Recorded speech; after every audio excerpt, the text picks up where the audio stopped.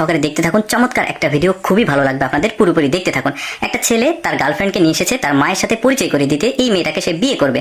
তো যখনই গার্লফ্রেন্ডের সাথে তার মায়ের পরিচয় করে দিবে, এমন একটা সময় এই মেয়েটা রেগে গিয়ে বলে, তোমার মা রাস্তার পাশে খাবারের একটা দোকান করে, এইরকম একটা নিম্নবিত্ত পরিবারে আমি কিভাবে বিয়ে করবো, তুমি কিভাবে ভাবলে? এভাবে নানান রকম কথাবার্তা বলে অপমান করতে থাকে। মা খুব অপমানিত হয়, ছেলেও খুব অপমানিত হয়। এভাবে সেই মেয়েটা এখানে অপমান করে এখান থেকে চলে যায়। তো যাই হোক, মা এবং ছেলে খুবই কষ্ট পায় এই ব্যাপারটাতে।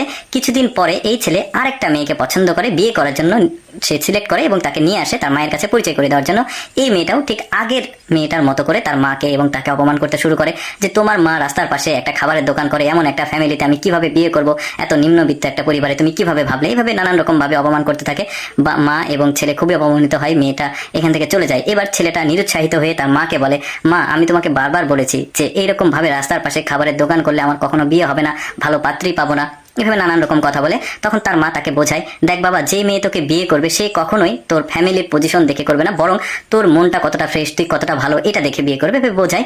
এরপরে কিছুদিন পর আরেকটা মেয়েকে সে নিয়ে আসে বিয়ে করার জন্য। এবার ওই আগের মতো ভাবেই তার মায়ের সাথে এই মেয়েটা পরিচয় করে দিতে যাচ্ছে। তো মেয়েটা এসে দেখে একটু হতবাক হয়েছে যে তার মা রাস্তার পাশে একটা ছোট্ট খাবারের দোকান করে। এটা ছেলেটা বোঝাচ্ছে যে আমার মা এই খাবারের দোকান থেকে আমার খরচ দেয়, আমার পড়াশোনার খরচ দিয়েছে, সবকিছু। তো মেয়েটা সবকিছু এখন এখান থেকে দেখে একটু মন খারাপ করেছে। খারাপ করে ছেলেটা বলছে, তুমি এখন চলে গেলে চলে যেতে পারো, এটা যদি তোমার পছন্দ না হয়। মেয়েটা চলে গেছে। এবার মা এবং ছেলে দুজন মিলে আবারও আগের মতো মন খারাপ করে গল্প করছে যে তোমাকে নিষেধ করি খাবারের দোকান করতে, তারপরে করো তুমি। মেয়েটা এবার কিন্তু ফিরে এসেছে, তবে হাতে এক বান্ডিল টাকা নিয়ে এসেছে। নিয়ে এসে সে বলছে যে আমার স্বপ্ন ছিল আমার জামাই যদি বেকার হয় তাহলে আমি টাকা জমা করেছি, এই টাকা দিয়ে আমার জামাইকে আমি ব্যবসা করাবো বলে এই টাকা নিয়ে এসেছি। মা তুমি এই টাকাটা রাখো। প্রথমে নিতে যাচ্ছিল না, তারপরে জোর করে দিল, এখন এই রেস্টুরেন্টটাকে তুমি বড় করো মা, পাশাপাশি আমি তোমার এই ব্যবসাতে হেল্প করবো, এই ব্যবসাটা অনেক বড় হবে। এভাবে বলছে। মা তো খুবই খুশি যে এই মেয়েটা আসলে আমার ছেলের যোগ্য। মেয়েটাও খুশি, ছেলেটাও খুশি, মাও খুশি। এই যে দেখতে পাচ্ছেন। এখন ছেলেটাও রেগে যায় এবং বলে, তুমি কেন আমাকে বলনি তোমার মা এরকম একটা বিজনেস করে? গল্প করতে করতে একটা সময় পর একজন লোক হাতে ফাইল নিয়ে দৌড়ে আসে এই মায়ের কাছে সিগনেচার নেওয়ার জন্য। এখন এই মেয়েটা চিন্তা করে ব্যাপারটা কি। তখন ওই লোকটাকে জিজ্ঞেস করে, কে আপনি, এই ফাইলটা কেন নিয়ে এসেছেন? তখন এই লোকটা বলে যে, আপনি কি জানেন না এই শহরে যতগুলো শিল্পপতি ধনী পরিবার আছে তার মধ্যে এই পরিবার একটা। তো এই মেয়েটা সবকিছু শুনে তো একদমই অবাক হয়ে যায়। তো এই মা বলে, তুমি একটু দাঁড়াও, আমি তোমাকে সব বুঝিয়ে বলছি। বলে এই ফাইলটা এই লোকটার কাছ থেকে নেয়। এটা হচ্ছে ওর ম্যানেজার, এই মহিলাটার ম্যানেজার।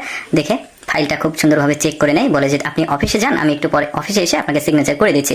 এখন মা সবকিছু বুঝিয়ে বলে। তখন বলে, মা আসলে আমি আমার ছেলের জন্য একটা যোগ্য, সৎ, একটা নিঃস্বার্থ মেয়েকে খোঁজার জন্য এই খাবারের দোকানের অভিনয় করেছি।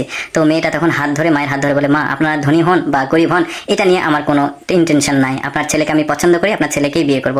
তো এই মা এই কথাগুলো শুনে খুবই খুশি হয়। তখন বলে, আমার ছেলেকে এখন তুমি বিয়ে করার জন্য রাজি আছো? তার মত জানতে চাই। এখন ছেলের দিকে তাকিয়ে সে বলে, হ্যাঁ আমি বিয়ে করতে রাজি আছি।